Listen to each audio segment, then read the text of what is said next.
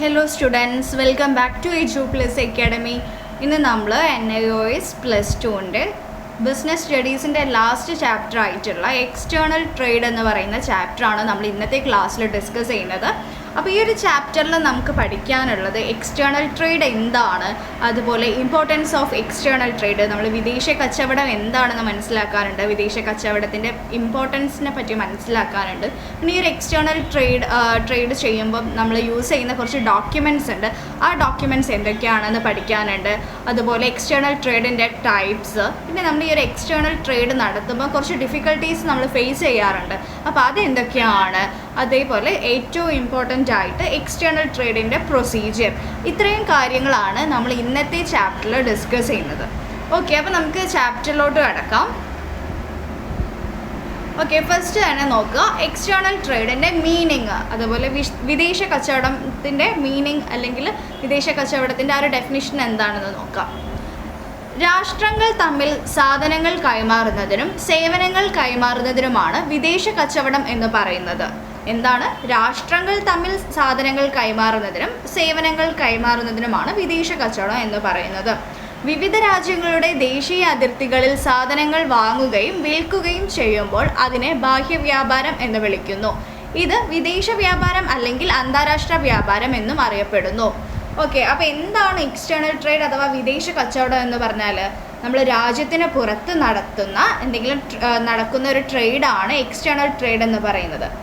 Okay, അപ്പോൾ നമ്മൾ internal trade ആയിരുന്നു കഴിഞ്ഞ ചാപ്റ്ററിൽ പറഞ്ഞത്. അതെന്താണ്? വിത്തിൻ ദ കൺട്രിയാണ്, ഒരു രാജ്യത്തിനുള്ളിൽ തന്നെ വിവിധ സംസ്ഥാനങ്ങളും വിവിധ ജില്ലകളും ഒക്കെ തമ്മിൽ നടത്തുന്ന ഒരു ട്രേഡാണ് ഇൻറ്റേർണൽ ട്രേഡ്. പക്ഷേ നേരെ മറിച്ച് എക്സ്റ്റേണൽ ട്രേഡ് എന്ന് പറഞ്ഞാൽ നമ്മൾ വിദേശ രാജ്യങ്ങളുമായിട്ട് ട്രേഡ് നടത്തുന്നത്, നമ്മൾ ഗുഡ്സ് ആൻഡ് സർവീസസ് നമ്മൾ ട്രേഡ് ചെയ്യുന്നതാണ്.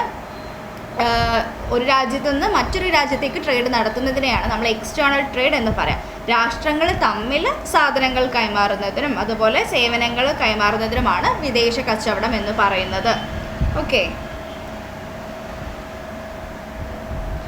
ഇനി നമുക്ക് നോക്കാനുള്ളത് ഇമ്പോർട്ടൻസ് ഓഫ് എക്സ്റ്റേണൽ ട്രേഡ്. അപ്പോൾ എക്സ്റ്റേണൽ ട്രേഡിൻ്റെ ഇമ്പോർട്ടൻസ് എന്തൊക്കെയാണെന്ന് നോക്കാം. അന്താരാഷ്ട്ര വൈദഗ്ധ്യവൽക്കരണത്തിനും തൊഴിൽ വിഭജനത്തിനും വഴി തുറക്കുന്നു. ഒരു രാജ്യത്ത് ആവശ്യത്തിനധികമുള്ള സാധനങ്ങൾ ആ രാജ്യത്ത് ദുർലഭമായ സാധനങ്ങൾക്ക് വേണ്ടി കൈമാറാൻ സഹായിക്കുന്നു. നെക്സ്റ്റ് പോയിന്റ്, ലോകത്തിലാകെ വില സുസ്ഥിരതയുണ്ടാക്കുന്നു. നെക്സ്റ്റ്, കൂടുതൽ തൊഴിലവസരം ഉണ്ടാക്കുന്നു, വിദേശ നാണയം നേടാൻ സഹായിക്കുന്നു, ജനങ്ങളുടെ ജീവിത നിലവാരം മെച്ചപ്പെടുത്താൻ സഹായിക്കുന്നു, രാജ്യത്തിൻ്റെ സാമ്പത്തിക പുരോഗതി ഉയരുന്നു.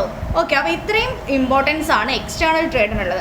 അപ്പോൾ നമുക്കറിയാം, അപ്പോൾ എക്സ്റ്റേണൽ ട്രേഡ് എന്നതുകൊണ്ട് നമ്മൾ മെയിൻലി ഉദ്ദേശിക്കുന്നത് നമ്മൾ ഒരു രാജ്യത്തിന് ആ രാജ്യത്തിലെ ജനങ്ങൾക്ക് ആവശ്യമായിട്ടുള്ള എല്ലാ സാധനങ്ങളും ആ രാജ്യത്ത് തന്നെ അവൈലബിൾ ആവണമെന്നുണ്ടോ? ഇല്ല. അപ്പോൾ അവരെന്താവും, അവിടെ പ്രൊഡ്യൂസ് ചെയ്യാൻ പറ്റാത്ത സാധനങ്ങൾ ആരാണ്? മറ്റുള്ള കൺട്രീസിനെ ആയിരിക്കും ഡിപ്പെൻഡ് ചെയ്യുക. അപ്പോൾ നമുക്കറിയാം, ഇപ്പോൾ ഒരു എക്സാമ്പിൾ പറയുകയാണെങ്കിൽ ഒരു കൺട്രിയിൽ സ്റ്റീലും അയേണും കൊണ്ടെല്ലാം റിച്ച് ആണെന്ന് വിചാരിക്കുക, പക്ഷെ അവർക്ക് ഈ ഒരു അലൂമിനിയം അവിടെ അവൈലബിൾ അല്ല. അപ്പോൾ അവരെന്താ ചെയ്യുക? ആ അലൂമിനിയം ആരാണോ കൂടുതൽ ഉൽപ്പാദിപ്പിക്കുന്നത് അവരുടെ കയ്യിൽ നിന്ന് വാങ്ങുകയാണല്ലോ ചെയ്യുക. ഓക്കെ, അപ്പം നമ്മുടെ രാജ്യത്ത് എന്താണോ കൂടുതൽ ഉൽപ്പാദിപ്പിക്കുന്നത് അത് നമ്മൾ മറ്റ് രാജ്യങ്ങളിലോട്ട് എക്സ്പോർട്ട് ചെയ്യുകയും അതേപോലെ നമ്മുടെ രാജ്യത്ത് എന്താണോ ഇല്ലാത്തത് അത് നമ്മൾ ഇങ്ങോട്ടേക്ക് ഇമ്പോർട്ട് ചെയ്യുകയാണ് ചെയ്യുക. അതാണ് ഈ ഒരു എക്സ്റ്റേണൽ ട്രേഡിൽ നടക്കുന്ന ആ ഒരു പ്രോസസ്സ് എന്ന് പറഞ്ഞാൽ. അപ്പോൾ ഈ ഒരു എക്സ്റ്റേണൽ ട്രേഡിൻ്റെ ഇമ്പോർട്ടൻസ് എന്ന് പറയുമ്പോൾ അപ്പോൾ നമുക്ക് എന്തൊക്കെ ഗുണങ്ങളാണ് ഈ ഒരു എക്സ്റ്റേണൽ ട്രേഡിലൂടെ, എന്തൊക്കെ പ്രാധാന്യങ്ങളുണ്ട് എക്സ്റ്റേണൽ ട്രേഡിന്, അതുപോലെ എന്തൊക്കെ ബെനിഫിറ്റാണ് കിട്ടുന്നത്. അപ്പോൾ നമ്മുടെ രാജ്യത്തിന് പുരോഗതി ഉണ്ടാവുന്നുണ്ട്. എക്കണോമിക്കലി സാമ്പത്തികപരമായിട്ടൊരു പുരോഗതി അവിടെ ഈ ഒരു എക്സ്റ്റേണൽ ട്രേഡ് കൊണ്ട് കൈവരിക്കുന്നുണ്ട്.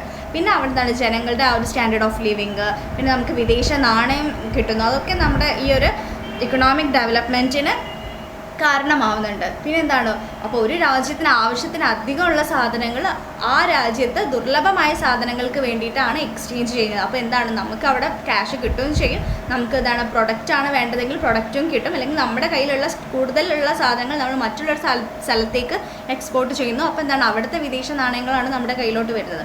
അങ്ങനെയൊക്കെ നമുക്ക് ഈ ഒരു പുരോഗതികൾ സംഭവിക്കുന്നുണ്ട്. പിന്നെ എന്താണ്, മൊത്തത്തിലുള്ള ഒരു ഗ്ലോബലൈസേഷൻ ഇവിടെ കാരണമാകുന്നുണ്ട്. അതുപോലെ എന്താണ്, തൊഴിലവസരങ്ങൾ കിട്ടുന്നുണ്ട്. ഇനി നമ്മൾ എക്സ്ട്രാ അഡീഷണൽ ആയിട്ട് നമ്മൾ ഇനിയിപ്പോൾ ഇമ്പോർട്ടൻസ് പറയുകയാണെങ്കിൽ കുറച്ച് പോയിന്റ്സ് പറയാനുണ്ട്. അത് ഏതൊക്കെയാണെന്ന് നോക്കാം. First point, promote specialisation. Specialisation ഇവിടെ പ്രൊമോട്ട് ചെയ്യുന്നുണ്ട്. എന്ന് വെച്ചാൽ നമ്മൾ ഒരു രാജ്യത്തെ ഒരു പ്രൊഡ്യൂസറിന് വിദേശ രാജ്യത്തോടു കൂടെ ഒരു എക്സ്പാൻഡ് ചെയ്യാനൊരു ഓപ്പർച്യൂണിറ്റി കിട്ടുകയാണെങ്കിൽ അവരെന്താ ചെയ്യുക, അവരുടെ ഏത് പ്രൊഡക്റ്റാണോ മറ്റൊരു രാജ്യത്തോട്ട് എക്സ്പോർട്ട് ചെയ്യേണ്ടത്, അപ്പോൾ ആ ഒരു പ്രൊഡക്റ്റിൽ അവർ കൂടുതൽ സ്പെഷ്യലൈസ്ഡ് ആവുകയും അതുപോലെ കൂടുതൽ എക്സ്പേർട്ട് ആവുകയും ചെയ്യും. അപ്പോൾ നമുക്കിപ്പോൾ ഒരു എക്സാമ്പിൾ പറയുകയാണെങ്കിൽ, ഇപ്പോൾ ജപ്പാൻ്റെ കേസ് എടുക്കുകയാണെങ്കിൽ, ജപ്പാനിലൊക്കെ എന്താണ് ഇലക്ട്രോണിക് പ്രൊഡക്ട്സിനൊക്കെ എന്താണ് കൂടുതൽ ഡിമാൻഡ് ഉള്ളൊരു കൺട്രിയാണ് ജപ്പാനൊക്കെ. അപ്പോൾ ഈ ഒരു ഇലക്ട്രോണിക് പ്രൊഡക്ട്സ് അവർ എന്താണ് കൂടുതൽ എക്സ്പേർട്ട് ആയതുകൊണ്ട് തന്നെയാണ് നമ്മൾ ലോകത്ത് ജപ്പാൻ്റെ ഒരു പ്രൊഡക്ട്സിന് എന്താണ് നല്ല ഡിമാൻഡ് കിട്ടുന്നത്. അപ്പോൾ ഇവരെന്താണ് ഓട്ടോമാറ്റിക്കലി ആ ഒരു ജപ്പാനിലുള്ള പ്രൊഡ്യൂസേഴ്സ് എന്താവും ആ ഒരു പ്രൊഡക്റ്റിൽ കൂടുതൽ സ്പെഷ്യലൈസ്ഡ് ആവുന്നുണ്ട്. ഓക്കെ, അപ്പോൾ മറ്റുള്ള രാജ്യത്തു കൂടെ അവർക്ക് എക്സ്പാൻഡ് ചെയ്യാനും അതുപോലെ അവരുടെ സാധനങ്ങൾ എത്തിക്കാനും ഒക്കെ ഉള്ളൊരു ഓപ്പർച്യൂണിറ്റി വരുമ്പോൾ അവരെന്താണ് അവരുടെ ആ ഒരു പ്രൊഡക്ട്സിൻ്റെ ക്വാളിറ്റി കൂട്ടുകയും അവർ ആ ഒരു പ്രൊഡക്ട്സിൽ കൂടുതൽ സ്പെഷ്യലൈസ്ഡ് ആവുകയും ചെയ്യും. നെക്സ്റ്റ് ഒരു point, improved standard of living. അപ്പോൾ നമ്മുടെ ജീവിത നിലവാരം മെച്ചപ്പെടുത്തുന്നു പറഞ്ഞു. അപ്പോൾ ആ ഒരു പോയിന്റിൽ പറയുകയാണെങ്കിൽ നമ്മളിപ്പോൾ ഒരു രാജ്യത്തിന് വരുമാനം ഉണ്ടാക്കാൻ എക്സ്പോർട്ടിങ്ങിലൂടെ പറ്റുന്നുണ്ട്. അപ്പോൾ അതുപോലെ തന്നെ ഒരു രാജ്യത്ത് അവൈലബിൾ അല്ലാത്ത പ്രൊഡക്ട്സ് മറ്റുള്ള രാജ്യങ്ങളിലൂടെ നമുക്ക് ലഭിക്കുന്നുമുണ്ട് ഈ ഒരു എക്സ്പോർട്ടിങ്ങിലൂടെ. അപ്പോൾ ഇത് എക്സ്പോർട്ടിങ്ങിലൂടെ സാധ്യമാവുന്നുണ്ടെന്ന് നമുക്കറിയാം. അപ്പോൾ അതായത് നമ്മളിപ്പോൾ എക്സ്പോർട്ട് ചെയ്യുന്ന രാജ്യത്തിന് എന്താണ് വരുമാനമാണ് അവിടെ ലഭിക്കുന്നത്. പക്ഷേ അവിടെ ഇമ്പോർട്ട് ചെയ്യുന്ന കൺട്രിക്ക് എന്താണ് കിട്ടുന്നത്, നല്ല ക്വാളിറ്റി പ്രൊഡക്ട്സ് ലഭിക്കുന്നുണ്ട്. ഒപ്പം എന്താണ് ഇത് രണ്ട് പേരുടെ ഇമ്പോർട്ട് ചെയ്യുന്നവരുടെ കേസിലാണെങ്കിലും എക്സ്പോർട്ട് ചെയ്യുന്നവരുടെ കേസിലാണെങ്കിലും അവരുടെ സ്റ്റാൻഡേർഡ് ഓഫ് ലിവിങ് എന്താണ് കൂടുകയല്ലേ ചെയ്യുന്നത്. ഓക്കെ, അപ്പോൾ അതാണ് ഈ ഒരു ഇംപ്രൂവ്ഡ് സ്റ്റാൻഡേർഡ് ഓഫ് ലിവിങ് എന്ന് പറയുന്നത്. നെക്സ്റ്റ് എന്താ പറയുക, employment opportunities, generate employment opportunities. അപ്പോൾ ഒരുപാട് ജോലി അവസരങ്ങൾ ഈ ഒരു എക്സ്പോർട്ടിങ്ങിലൂടെ നമുക്ക് ലഭിക്കുന്നുണ്ട്. ഇപ്പോൾ നമ്മുടെ ഈ രാജ്യത്ത് ഈ ഒരു എക്സ്പോർട്ടിങ്ങിലൂടെ എന്താണ് കൂടുതൽ ജോലി അവസരങ്ങൾ ആളുകൾക്ക് ലഭിക്കുന്നുണ്ട്. അപ്പോൾ ഏതൊക്കെ ഫീൽഡിലാണ് ഈ ഒരു ജോലി അവസരങ്ങൾ ഉള്ളത്, നമ്മൾ അഗ്രികൾച്ചറൽ സെക്ടർ ആയിക്കോട്ടെ, കൊമേഴ്ഷ്യൽ ആയിക്കോട്ടെ, ഇൻഡസ്ട്രിയൽ സെക്ടർ ആയിക്കോട്ടെ, അപ്പോൾ എല്ലാ മേഖലയും ഈ ഒരു ജോബ് ഓപ്പർച്യൂണിറ്റീസ് ജനറേറ്റ് ചെയ്യുന്നുണ്ട് ത്രൂ എന്തിലൂടെ, എക്സ്പോർട്ടിങ്ങിലൂടെ. ഓക്കെ, ഇനി നമുക്ക് നോക്കാനുള്ളത് ഇമ്പോർട്ടൻസ് ഓഫ് എക്സ്റ്റേണൽ ട്രേഡ് എന്തായാലും പഠിച്ചു വെക്കുക. ഇനി നമുക്ക് നോക്കാനുള്ളത് ടൈപ്സ് ഓഫ് എക്സ്റ്റേണൽ ട്രേഡ് ആണ്. അപ്പോൾ എക്സ്റ്റേണൽ ട്രേഡ് എന്ന് പറയുമ്പോൾ 3 ടൈപ്പാണ് ഉള്ളത്, ക്ലാസിഫൈ ചെയ്യാം. അപ്പോൾ ഇമ്പോർട്ട് ട്രേഡ് ഉണ്ട്, അതിൽ എക്സ്പോർട്ട് ട്രേഡ് ഉണ്ട്, എൻ്റർപോർട്ട് ട്രേഡ് ഉണ്ട്. അപ്പോൾ ഇമ്പോർട്ട് ട്രേഡ് എന്ന് പറയുന്നത് ഇറക്കുമതി വ്യാപാരമുണ്ട്, കയറ്റുമതി വ്യാപാരമുണ്ട്, എൻ്റർപോർട്ട് വ്യാപാരമുണ്ട്. ഓക്കെ, അപ്പോൾ ഈ ഒരു കേസ് നോക്കാം എന്തൊക്കെയാണ് എക്സ്റ്റേണൽ ട്രേഡിൻ്റെ ടൈപ്സ് എന്ന്. ചരക്കുകളുടെയും സേവനങ്ങളുടെയും വിൽപ്പനയുടെയും വാങ്ങലിൻ്റെയും അടിസ്ഥാനത്തിൽ ബാഹ്യ വ്യാപാരത്തെ 3 ആയിട്ട് തരംതിരിക്കാം. ഇവയാണ് ഇറക്കുമതി വ്യാപാരം, കയറ്റുമതി വ്യാപാരം, എൻ്റർപോർട്ട് വ്യാപാരം. ഓക്കെ, ആദ്യം നമുക്ക് ഇറക്കുമതി വ്യാപാരം എന്താണെന്ന് നോക്കാം. ഒരു രാജ്യത്തിൻ്റെ ബിസിനസ് സ്ഥാപനം മറ്റൊരു രാജ്യത്തിൻ്റെ സ്ഥാപനത്തിൽ നിന്ന് സാധനങ്ങൾ വാങ്ങുമ്പോൾ അതിനെ ഇറക്കുമതി വ്യാപാരം എന്ന് വിളിക്കുന്നു. ഉദാഹരണത്തിന് ഇന്ത്യൻ ഗവൺമെൻറ് പെട്രോളിയം ഉൽപ്പന്നങ്ങൾ, ഇലക്ട്രോണിക് സാധനങ്ങൾ, ഗോൾഡ്, മെഷീനറികൾ എന്നിവ വാങ്ങുമ്പോൾ മറ്റു രാജ്യങ്ങളിൽ നിന്ന് ഇറക്കുമതി വ്യാപാരം എന്നാണ് ഇത് അറിയപ്പെടുന്നത്. ഓക്കെ, അപ്പോൾ ഫസ്റ്റ് ടൈപ്പ് എന്താണ്, ഇറക്കുമതി വ്യാപാരം അല്ലെങ്കിൽ എക്സ്പോർട്ട് ട്രേഡ് എന്ന് വെച്ചാൽ എന്താണ്, ഒരു രാജ്യത്തിൻ്റെ ബിസിനസ് സ്ഥാപനം മറ്റൊരു രാജ്യത്തിൻ്റെ സ്ഥാപനത്തിൽ നിന്ന് സാധനങ്ങൾ വാങ്ങുമ്പോൾ അതിനെ ഇറക്കുമതി വ്യാപാരം എന്ന് വിളിക്കുന്നു. ഓക്കെ, അതാണ് ഫസ്റ്റ് എക്സ്റ്റേണൽ ട്രേഡിൻ്റെ ടൈപ്പ് എന്ന് പറയുന്നത്. നെക്സ്റ്റ് നമുക്ക് ഇമ്പോർട്ട് ട്രേഡ് അഥവാ കയറ്റുമതി വ്യാപാരമാണ് നോക്കാനുള്ളത്. ഒരു രാജ്യത്തിൻ്റെ സ്ഥാപനം മറ്റൊരു സ്ഥാപനത്തിന് സാധനങ്ങൾ വിൽക്കുമ്പോൾ അതിനെ കയറ്റുമതി വ്യാപാരം എന്ന് വിളിക്കുന്നു. ഉദാഹരണത്തിന് ഇരുമ്പ്, ഉരുക്ക്, ചായ, കാപ്പി, കൽക്കരി മുതലായവ ഇന്ത്യൻ കമ്പനികൾ മറ്റു രാജ്യങ്ങളിലേക്ക് വിൽക്കുന്നത് അതിൻ്റെ കയറ്റുമതി വ്യാപാരം എന്നാണ് അറിയപ്പെടുന്നത്. ഓക്കെ, അപ്പോൾ ഒരു രാജ്യത്തിൻ്റെ സാധനം മറ്റൊരു രാജ്യത്തിൻ്റെ സാധനങ്ങൾ വിൽക്കുമ്പോൾ അതിനെ കയറ്റുമതി വ്യാപാരം എന്ന് വിളിക്കുന്നു. ഓക്കെ, നെക്സ്റ്റ് നമുക്ക് എൻ്റർപോർട്ടാണ്. ഓൺട്രാപോർട്ട് എന്നാണ് കൊടുത്തത്, എൻ്റർപോർട്ട് എന്നാണ് കേട്ടോ പറയാം. അപ്പോൾ എൻ്റർപോർട്ട് എന്ന് പറഞ്ഞാൽ എന്താണ്, മറ്റൊരു രാജ്യത്തിലേക്ക് കയറ്റുമതി ചെയ്യുക എന്ന ലക്ഷ്യത്തോടു കൂടി ഏതെങ്കിലും രാജ്യത്ത് നിന്ന് ഇറക്കുമതി ചെയ്യുന്നതിനെയാണ് എൻ്റർപോർട്ട് എന്ന് പറയുന്നത്, അല്ലെങ്കിൽ പുനർകയറ്റുമതി കച്ചവടം എന്ന് പറയുന്നത്. അപ്പോൾ എന്താണ് എൻ്റർപോർട്ട് എന്ന് പറഞ്ഞാൽ, ഇപ്പോൾ നമ്മൾ ഒരു രാജ്യത്ത് നിന്ന് നമ്മൾ വേറൊരു രാജ്യത്ത് നിന്നിട്ട് ഇറക്കുമതി ചെയ്തിട്ട് പിന്നെ അതെന്താക്കും ആ ഒരു രാജ്യത്തേക്ക് കയറ്റി അയക്കുന്നതിനാണ് എൻഡർപോർട്ട് എന്ന് പറയാം. പിന്നെ നമ്മൾ വേറൊരു രാജ്യത്തിലോട്ട് നമ്മൾക്ക് എക്സാമ്പിൾ ഇപ്പോൾ പറയുകയാണെങ്കിൽ ഇപ്പോൾ നമ്മൾ ചൈനയിൽ നിന്ന് ഇന്ത്യയിലേക്ക് കുറച്ച് ഇറക്കുമതി ചെയ്ത് അല്ലെങ്കിൽ ഇറക്കുമതി എന്താണ് ഇമ്പോർട്ട് ചെയ്യുന്നു എന്ന് വിചാരിക്കുക. എന്നിട്ട് നമ്മൾ ആ സാധനം എന്താണ് ദുബായിലേക്ക് എക്സ്പോർട്ട് ചെയ്യുന്നു എങ്കിലാണ് ആ ഒരു കാര്യത്തിനാണ് നമ്മൾ എൻഡർപോർട്ട് എന്ന് പറയുക. അപ്പോൾ നമ്മളൊരു പ്രൊഡക്റ്റ് വേറൊരു കൺട്രിയിൽ നിന്ന് നമ്മൾ ഇങ്ങോട്ടേക്ക് എക്സ്പോർട്ട് ചെയ്തിട്ട് ഇങ്ങോട്ടേക്ക് ഇമ്പോർട്ട് ചെയ്തിട്ട് നമ്മൾ ഇന്ത്യയിലേക്ക് ഇമ്പോർട്ട് ചെയ്തിട്ട് അവിടുന്ന് നമ്മൾ ഈ സാധനങ്ങൾ മറ്റൊരു കൺട്രിയിലേക്ക് ഇപ്പോൾ നമ്മൾ ഇവിടുന്ന് വേറെ ഒരു രാജ്യത്തോട്ട് അതിനെ എക്സ്പോർട്ട് ചെയ്യുന്ന ഒരു കാര്യത്തെയാണ് നമ്മൾ എൻഡർപോർട്ട് എന്ന് പറയാം. അപ്പോൾ മറ്റൊരു രാജ്യത്തിലേക്ക് കയറ്റുമതി ചെയ്യുക എന്ന ലക്ഷ്യത്തോടു കൂടി ഏതെങ്കിലും രാജ്യത്ത് നിന്ന് ഇറക്കുമതി ചെയ്യുന്നതിനെയാണ് എൻഡർപോർട്ട് അല്ലെങ്കിൽ പുനർകയറ്റുമതി എന്ന് പറയുന്നത്. ഓക്കെ, അപ്പോൾ ഈ ഒരു 3 ടൈപ്പാണ് എക്സ്റ്റേണൽ ട്രേഡിൻ്റെ 3 ടൈപ്പ്. ഏതൊക്കെയാണ്? Import trade, export trade, entrepot. അപ്പോൾ ഇറക്കുമതി, കയറ്റുമതി, എൻഡർപോർട്ട്. ഈ ഒരു 3 ക്ലാസിഫിക്കേഷൻ അല്ലെങ്കിൽ 3 ടൈപ്പാണ് എക്സ്പോർട്ട് ട്രേഡിനുള്ളത് കേട്ടോ. ഓക്കെ, ഇനി നമുക്ക് നെക്സ്റ്റ് നോക്കാനുള്ളത് difficulties faced in external trade. അപ്പോൾ എക്സ്റ്റേണൽ ട്രേഡിൽ നമ്മൾ ഫേസ് ചെയ്യുന്ന ബുദ്ധിമുട്ടുകൾ എന്തൊക്കെയാണെന്ന് നോക്കാം. ഫസ്റ്റ് പോയിന്റ്, ഭൂമിശാസ്ത്രപരമായ ദൂരം. അപ്പോൾ ആദ്യത്തെ പോയിന്റ് എന്ന് പറയുന്നത് ഭൂമിശാസ്ത്രപരമായിട്ടുള്ള ദൂരത്തെയാണ്. നോക്കാം, അയൽ രാജ്യങ്ങൾ ഒഴികെയുള്ള ദൂരത്തേക്ക് ചരക്ക് ഗതാഗതം വിദേശ വ്യാപാരത്തിൽ ഉൾപ്പെടുന്നു. വിവിധ രാജ്യങ്ങൾ തമ്മിലുള്ള അകലം ഇറക്കുമതിക്കാരും കയറ്റുമതിക്കാരും തമ്മിൽ വേഗത്തിലും അടുത്തുമുള്ള വ്യാപാര ബന്ധം സ്ഥാപിക്കുന്നത് ബുദ്ധിമുട്ടാക്കുന്നു. അപ്പോൾ ഈ ഒരു ഭൂമിശാസ്ത്രപരമായിട്ടുള്ളൊരു ദൂരം നമ്മൾ ഫേസ് ചെയ്യുന്ന ഒരു ബുദ്ധിമുട്ടാണ് ഈ ഒരു എക്സ്പോർട്ട് ട്രേഡിൽ. നെക്സ്റ്റ് പോയിന്റ്, പ്രകൃതിയിൽ കൂടുതൽ അപകട സാധ്യതയുണ്ട്. ബാഹ്യ വ്യാപാരത്തിൽ ചരക്കുകൾ കൂടുതൽ അപകട സാധ്യതയ്ക്ക് വിധേയമാണ്. മോശം കാലാവസ്ഥ, ശത്രു പ്രവർത്തനങ്ങൾ, കടൽ കൊള്ളക്കാർ എന്നിവ കാരണം ചരക്ക് ഗതാഗതത്തെ ബാധിച്ചേക്കാം. എന്നിരുന്നാലും ഈ അപകടങ്ങളിൽ ചിലത് ഇൻഷുറൻസ് കവറേജിലൂടെ കവർ ചെയ്യാനും ലഘൂകരിക്കാനും കഴിയുന്നു. എന്നാൽ ഇത് കയറ്റുമതി ചെയ്യുന്ന സാധനങ്ങളുടെ വില വർദ്ധിപ്പിക്കുന്നു. വിനിമയ നിരക്കിലെ അസ്ഥിരത മൂലം വിദേശ വ്യാപാരത്തിലെ അപകടങ്ങളും ഉണ്ടാക്കുന്നു. അപ്പോൾ ഈ ഒരു പ്രകൃതിയിൽ ഉണ്ടാവുന്ന കുറച്ച് പ്രശ്നങ്ങൾ, അപകട സാധ്യത എന്ന് പറയുന്നത്, ഇപ്പോൾ നമ്മളിപ്പോൾ എക്സ്പോർട്ട് ചെയ്യുമ്പോൾ നമ്മളിപ്പോൾ ഇങ്ങനെ കപ്പൽ മാർഗം ആണ് എക്സ്പോർട്ട് ചെയ്യുന്നതെങ്കിൽ അപ്പോൾ എന്താണ് അവിടെ നമുക്ക് എന്തെങ്കിലും കടൽ കൊള്ളക്കാർ വരാനോ അല്ലെങ്കിൽ ഈ ഒരു കാലാവസ്ഥ മോശമാവുന്ന ഒരു സിറ്റുവേഷൻ നമുക്ക് എന്തെങ്കിലും ഈ ഒരു ചെറിയൊരു സുനാമി അല്ലെങ്കിൽ നമുക്ക് എന്തെങ്കിലും രീതിയിലൊരു ബുദ്ധിമുട്ട് അവിടെ അനുഭവപ്പെടുകയാണെങ്കിൽ എന്താണ് നമ്മുടെ സാധനങ്ങളൊക്കെ നഷ്ടമാവും. അപ്പോൾ അതിന് പക്ഷേ അവർക്ക് എന്താണ് ഇൻഷുറൻസ് കവറേജ് ലഭിക്കും.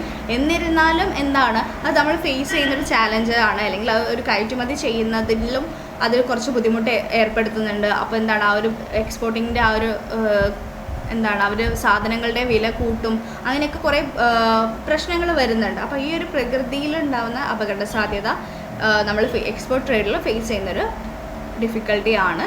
നെക്സ്റ്റ് പോയിന്റ്, ഗതാഗതത്തിൻ്റെയും ആശയവിനിമയത്തിൻ്റെയും ബുദ്ധിമുട്ടുകൾ. ബാഹ്യ വ്യാപാരവുമായി ബന്ധപ്പെട്ടുള്ള ദീർഘദൂര യാത്രകൾ ശരിയായതും വേഗത്തിലുള്ളതുമായ ഗതാഗത മാർഗങ്ങൾക്കും ആശയവിനിമയത്തിനും ബുദ്ധിമുട്ടുകൾ സൃഷ്ടിക്കുന്നു.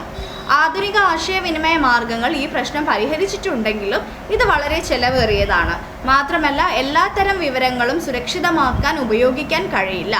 ചരക്കുകളുടെ ലോഡും അൺലോഡും പലപ്പോഴും വളരെ സമയമെടുക്കും. കൂടാതെ ചരക്കുകളുടെ വില വർദ്ധിപ്പിക്കുന്ന വലിയ ചെലവുകളും ഉൾപ്പെടുന്നു. അപ്പോൾ ഈ ഒരു ഗതാഗതത്തിൻ്റെയും ആശയവിനിമയത്തിൻ്റെയും ബുദ്ധിമുട്ടുകൾ എന്ന് പറയുന്നത് നമ്മൾ എക്സ്പോർട്ടിങ്ങിലൂടെ നമുക്ക് എന്താണ് ദീർഘദൂരം അല്ലെങ്കിൽ വളരെയധികം ദൂരെ ആയിരിക്കും നമുക്ക് ട്രാവൽ ചെയ്യാൻ ഉണ്ടാവുക. അപ്പോൾ ആ ഒരു യാത്രയുടെ സമയങ്ങൾക്ക് നമുക്ക് ഈ ഒരു ഗതാഗത മാർഗങ്ങൾക്കും അതുപോലെ തന്നെ നമ്മുടെ ഈ ഒരു കമ്മ്യൂണിക്കേഷൻ പ്രോസസ്സിലൊക്കെ എന്താണ് കുറേ ബുദ്ധിമുട്ടുകൾ ഉണ്ടാവാറുണ്ട് കേട്ടോ. ഓക്കെ, അതാണ് ഈ ഒരു ആശയവിനിമയത്തിൻ്റെയും ഗതാഗതത്തിൻ്റെയും ബുദ്ധിമുട്ട് എന്ന് പറയുന്നത്. നെക്സ്റ്റ്, നിയമപരവും ഇഷ്ടാനുസൃതവുമായ നിയന്ത്രണങ്ങൾ. കസ്റ്റംസ്, താരിഫ്, കോട്ട, എക്സ്ചേഞ്ച് നിയന്ത്രണങ്ങൾ എന്നിവ വഴി വിദേശ വ്യാപാരം വിവിധ നിയന്ത്രണങ്ങൾക്ക് വിധേയമാണ്. ഇത് ബാഹ്യ വ്യാപാരത്തിൻ്റെ പരിധിയെ പരിമിതപ്പെടുത്തുന്നു. അപ്പോൾ ഈ ഒരു നിയമപരവും ഇഷ്ടാനുസൃതവുമായ നിയന്ത്രണങ്ങൾ എന്നതുകൊണ്ട് ഉദ്ദേശിക്കുന്നത് നമുക്കറിയാം കസ്റ്റംസ് ക്ലിയറൻസ് സർട്ടിഫിക്കറ്റ് നമുക്ക് കാണിക്കേണ്ടതുണ്ട്, താരിഫ് ഉണ്ടാവും, പിന്നെ നമുക്കിങ്ങനെ ഓരോ നികുതികൾ, ടാക്സുകൾ, അങ്ങനെയൊക്കെ നമുക്ക് ഈ ഒരു എക്സ്പോർട്ടിങ്ങിൽ കുറേ ഒരു വലിയൊരു പ്രൊസീജിയർ ഉണ്ട്. അത് നമുക്ക് പിന്നീട് പഠിക്കാനുണ്ട്. അപ്പം ഈ ഒരു പ്രോസസ്സ് എന്ന് പറയുന്നത് കുറച്ച് എന്താണ് അത്ര ഈസി ആയിട്ടുള്ള ഒരു കാര്യമല്ല ഈ ഒരു എക്സ്പോർട്ടിങ് എന്ന് പറയുന്നത്. അപ്പോൾ അതിൽ നമുക്ക് കുറേ ക്ലിയറൻസ് കിട്ടാനുണ്ട്, കുറേ സർട്ടിഫിക്കറ്റ് കിട്ടാനുണ്ട്, അതുപോലെ കുറേ നമ്മളെന്താണ് നികുതി കൊടുക്കാനുണ്ട്, എവിടെയൊക്കെയാണ് പേയ്മെൻറ്റ് ചെയ്യേണ്ടത് അതെല്ലാം നമ്മൾ ക്ലിയർ ചെയ്യണം. അങ്ങനെ കുറേ ബുദ്ധിമുട്ടുകളുണ്ട്. അപ്പോൾ അതും നമ്മൾ ഈ ഒരു എക്സ്പോർട്ടിങ്ങിൽ ഫേസ് ചെയ്യുന്നൊരു വലിയൊരു ബുദ്ധിമുട്ടാണ്. നെക്സ്റ്റ്, വിദേശ വിപണികളുടെ കുറിച്ചുള്ള പഠനം. ഡിമാൻഡ്, മത്സരത്തിൻ്റെ തീവ്രത, വാങ്ങുന്നവരുടെ മുൻഗണനകൾ മുതലായവയുമായി ബന്ധപ്പെട്ട് വ്യത്യസ്ത ഉൽപ്പന്നങ്ങൾക്കായുള്ള വിപണികൾക്ക് അവരുടേതായ സവിശേഷതകളുണ്ട്. അതിനാൽ ബാഹ്യവിപണിയിലെ വിജയത്തിന് വിദേശ വിപണികളെക്കുറിച്ച് വിപുലമായ പഠനം ആവശ്യമാണ്. വ്യാപാരം ഒരു വ്യക്തിഗത കയറ്റുമതിക്കാരൻ്റെയോ ഇറക്കുമതിക്കാരൻ്റെയോ പോയിന്റിൽ നിന്ന് ഇത് അത്ര എളുപ്പത്തിൽ സാധ്യമല്ല. അപ്പോൾ വിദേശ വിപണികളെക്കുറിച്ചുള്ള പഠനം, അപ്പോൾ നമുക്ക് എന്താണ്, ഇപ്പോൾ നമ്മൾ പുറത്തുനിന്നുള്ള രാജ്യത്തു നിന്ന് ഓരോ കാര്യങ്ങൾ നമ്മൾ ഇങ്ങോട്ട് എക്സ്പോർട്ട് ചെയ്യുകയാണെങ്കിൽ അവിടെ നിന്ന് ഇങ്ങോട്ട് ഇമ്പോർട്ട് ചെയ്യുകയാണെങ്കിലൊക്കെ ചെയ്യുമ്പോൾ എന്താണ്, നമ്മൾ ആ ഒരു മാർക്കറ്റ് സ്റ്റഡി നടത്തണം. അപ്പോൾ നമ്മുടെ ആ ഒരു ഡിമാൻഡ്, ആ ഒരു കോമ്പറ്റീഷൻ, അതുപോലെ ആളുകളുടെ ആ ഒരു പ്രിഫറൻസ്, അപ്പോൾ അങ്ങനെയുള്ള കാര്യങ്ങളൊക്കെ ബന്ധപ്പെട്ടിട്ട് നമ്മുടെ ആ ഒരു പ്രൊഡക്റ്റുമായിട്ട് നമ്മൾ അവിടുത്തെ മാർക്കറ്റിനെ സ്റ്റഡി ചെയ്യും.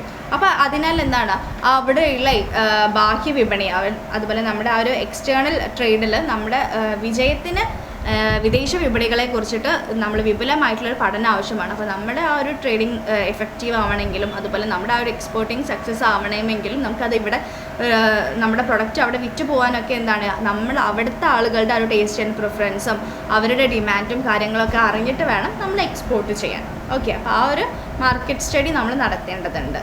അപ്പോൾ അതിൽ നമ്മൾ എന്താണ് കൂടുതൽ നന്നായിട്ട് ഇൻവെസ്റ്റ് ചെയ്യുകയും ഒക്കെ ചെയ്യണം. അതാണ് ഒരു വ്യക്തിഗത കയറ്റുമതിക്കാരൻ്റെയോ കയറ്റുമതിക്കാരൻ്റെയോ കാര്യത്തിൽ അത് അത്ര എളുപ്പമല്ല. അപ്പോൾ നമുക്ക് നമ്മുടെ രാജ്യത്തുള്ള കാര്യങ്ങളായിരിക്കും കൂടുതൽ മനസ്സിലാക്കാൻ നമുക്ക് എളുപ്പം. പക്ഷെ മറ്റൊരു രാജ്യത്ത് അവിടെ എന്താണ് ഡിഫറെൻറ്റ് കൾച്ചറായിരിക്കും, അവരുടെ ആ ഒരു ടേസ്റ്റ് ആൻഡ് പ്രിഫറൻസ്, ട്രെൻഡ് എല്ലാം എന്താണ് ഭയങ്കര ഡിഫറെൻ്റ് ആയിരിക്കും. നമ്മളെക്കാൾ ഫോർവേഡഡ് ആയിട്ടുള്ള ആളുകളായിരിക്കും മറ്റുള്ള രാജ്യക്കാർ. അപ്പോൾ എന്താണ് അവരുടെ ആ ഒരു മാർക്കറ്റ് സ്റ്റഡി നടത്താൻ എന്താണ് അതൊരു കുറച്ച് ബുദ്ധിമുട്ടാണ്, കുറച്ച് റിസ്ക് ആയിട്ടുള്ള കാര്യമാണ് ഒരു ഇൻഡിവിജ്വലിനെ സംബന്ധിച്ചിട്ട്. ഒരു ഇമ്പോർട്ടിങ്ങോ ചെയ്യുന്ന ഒരു ഇൻഡിവിജ്വലിനെ സംബന്ധിച്ചിട്ട് അത് കുറച്ച് റിസ്ക് എലമെൻ്റ് ഉള്ള ഒരു കാര്യമാണ്. ഓക്കെ, അത്രയാണ് നമ്മൾ ഡിഫിക്കൽട്ടീസ് പറഞ്ഞിട്ടുള്ളത്. ഇനി നമുക്ക് നെക്സ്റ്റ് നോക്കാനുള്ളത് documents used in external trade. അപ്പോൾ എക്സ്റ്റേണൽ ട്രേഡിൽ നമ്മൾ യൂസ് ചെയ്യുന്ന ഡോക്യുമെൻറ്റ്സ് എന്തൊക്കെയാണെന്ന് നോക്കാം. ഫസ്റ്റ് ഡോക്യുമെൻറ്റ്, അതിൽ കുറച്ച് ഡോക്യുമെൻറ്റ്സ് ഇവിടെ പറയുന്നുണ്ട്. പിന്നെ നമ്മൾ എക്സ്റ്റേണൽ പ്രൊസീജിയർ നോക്കുമ്പോഴാണ് കൂടുതൽ ഡീറ്റെയിൽഡ് ആയിട്ട് നമുക്ക് നോക്കാനുള്ളത്. First one, indent. ഇൻറ്റൻറ്റ് എന്ന് പറഞ്ഞാൽ എന്താണ്, കയറ്റുമതി ചെയ്യുന്ന സാധനങ്ങളുടെ എല്ലാ വിവരങ്ങളും ഇതിലുണ്ടായിരിക്കും. അപ്പോൾ ഇൻറ്റൻറ്റ് എന്ന് പറഞ്ഞാൽ കയറ്റുമതി ചെയ്യുന്ന സാധനങ്ങളുടെ എല്ലാ വിവരങ്ങളും ഈ ഒരു ഇൻറ്റൻറ്റിലാണ് ഉണ്ടാവുക. Next, letter of credit. Letter of credit എന്ന് പറയുന്ന ഡോക്യുമെൻ്റ് എന്താണ്, ഇറക്കുമതിക്കാരൻ്റെ ബാങ്ക് വഴി കയറ്റുമതിക്കാരൻ്റെ പണം നൽകാനുള്ള സംവിധാനം ഉണ്ടാക്കലാണ് ലെറ്റർ ഓഫ് ക്രെഡിറ്റ്. അപ്പോൾ എക്സ്പോർട്ടുകാരൻ്റെ ബാങ്ക് വഴി നമ്മൾ ഇമ്പോർട്ട് ചെയ്യുന്ന ആളുകൾക്ക് പണം നൽകാനുള്ള ഒരു സംവിധാനത്തിനെയാണ് നമ്മൾ ലെറ്റർ ഓഫ് ക്രെഡിറ്റ് എന്ന് പറയുന്നത്. ലെറ്റർ ഓഫ് ക്രെഡിറ്റ് ഏർപ്പാട് ചെയ്താലും വിദേശത്തുള്ള കയറ്റുമതിക്കാരന് നിശ്ചിത രേഖകൾ ഹാജരാക്കിയാൽ പണം നൽകാമെന്ന് ബാങ്ക് ചുമതല ഏൽക്കുന്നു. ഇറക്കുമതിക്കാരൻ വായ്പയ്ക്ക് അർഹനാണെന്ന് ബാങ്കിന് ബോധ്യം വന്നാൽ അവർ ലെറ്റർ ഓഫ് ക്രെഡിറ്റ് നൽകും. ഓക്കെ, അപ്പോൾ ലെറ്റർ ഓഫ് ക്രെഡിറ്റ് എന്ന് പറഞ്ഞാൽ നമ്മൾ ഇറക്കുമതിക്കാരൻ്റെ ബാങ്ക് വഴി, അപ്പോൾ സാധനങ്ങൾ എക്സ്പോർട്ട് ചെയ്യുന്ന ആളുകളുടെ ആ ഒരു ബാങ്ക് വഴി അവർ ഇമ്പോർട്ട് ചെയ്യുന്ന ആളുകൾ അല്ലേ പണം നൽകുക. അപ്പോൾ ആ ഒരു പണം നൽകുന്ന ഒരു സംവിധാനം ഉണ്ടാക്കലാണ് ഈ ഒരു ലെറ്റർ ഓഫ് ക്രെഡിറ്റ് എന്ന് പറയുന്നത്. അപ്പോൾ ഇങ്ങോട്ട് പ്രൊഡക്റ്റ് കൊടുത്തയക്കുന്ന ആളുകളുടെ ബാങ്ക് വഴി ഈ ഒരു അങ്ങോട്ട് ഇമ്പോർട്ട് ചെയ്യുന്ന ആ വ്യക്തികളുണ്ടാവുമല്ലോ, അത് സ്വീകരിക്കുന്ന ആളുകൾ, അവരെന്താണ് പണം നൽകാമെന്നുള്ള ഒരു കരാറിലോട്ട് എത്തുന്നൊരു ഡോക്യുമെൻ്റാണ് ഈ ഒരു ലെറ്റർ ഓഫ് ക്രെഡിറ്റ് എന്ന് പറയുന്നത്. അപ്പോൾ ഈ ഒരു അവർക്ക് എന്താണ് ആ ഒരു ലെറ്റർ ഓഫ് ക്രെഡിറ്റ് ഏർപ്പാട് ചെയ്താലും വിദേശത്തുള്ള കയറ്റുമതിക്കാരന് നിശ്ചിത രേഖകൾ ഹാജരാക്കിയാലാണ് പണം നൽകാമെന്ന് ബാങ്കാണ് ഇതിനെ മീഡിയേറ്ററായിട്ട് പ്രവർത്തിക്കുന്നത്. ബാങ്കാണ് ഈ ഒരു ചുമതല ഏൽക്കുന്നത്. അപ്പോൾ ഈ ഒരു ഇറക്കുമതിക്കാരൻ അവരുടെ വായ്പയ്ക്ക് അർഹനാണെന്ന് ബാങ്കിനൊരു ബോധ്യം വന്നാലാണ് അവർ ലെറ്റർ ഓഫ് ക്രെഡിറ്റ് ഇഷ്യൂ ചെയ്യുള്ളൂ കേട്ടോ. അപ്പോൾ ബാങ്കിന് അത് ബോധ്യപ്പെടണം, ആ ആളുകൾക്ക് അവരുടെ എക്സ്പോർട്ട് ചെയ്യുന്ന ആളുകൾക്ക് കൊടുക്കാനുള്ള പണം അവർക്ക് കൊടുക്കാൻ പറ്റും എന്നുള്ളൊരു ഡിമാൻഡ് അവിടെ വരുത്തുകയാണ് ചെയ്യുന്നത്. ആ ഒരു ബാങ്കിന് ബോധ്യം വന്നാലാണ് അവർ ലെറ്റർ ഓഫ് ക്രെഡിറ്റ് ഇഷ്യൂ ചെയ്യുക.